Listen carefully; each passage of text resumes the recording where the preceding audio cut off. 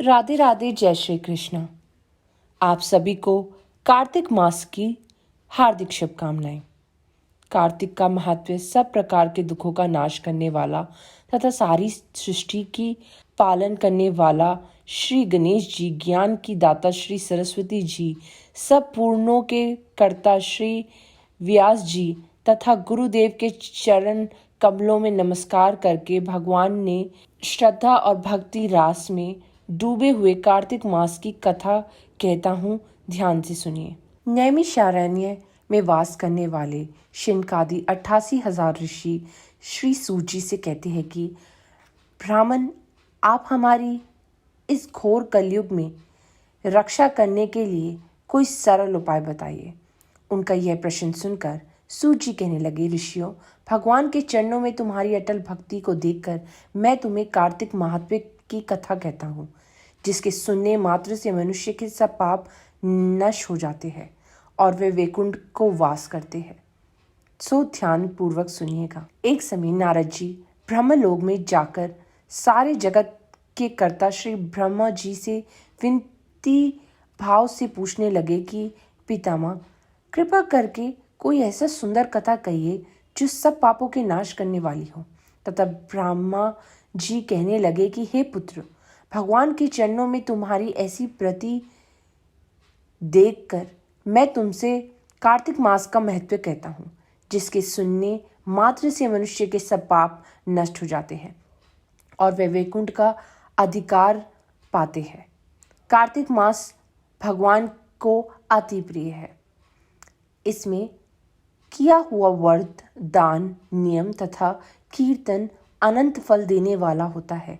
अतः सारे संसार की भलाई के लिए तुमने अति सुंदर प्रश्न किया है। मैं इस कथा को तुमसे कहता हूँ, तुम सावधान होकर ध्यान पूर्वक सुनो। वर्ती मनुष्य प्रातः काल ब्रह्म मुहूर्त लगभग सुबह 4 बजे उठकर शौच आदि से निर्वृत होकर 22 अंगुला लंबा सुगंध वृक्ष का दातुन करे, परंतु श्रद्धा के दिन, सूर्य तथा चंद्र ग्रहण के दिन, एकम, अमावस, नवमी, छठ, एकादशी तथा रविवार को दातुन ना करे।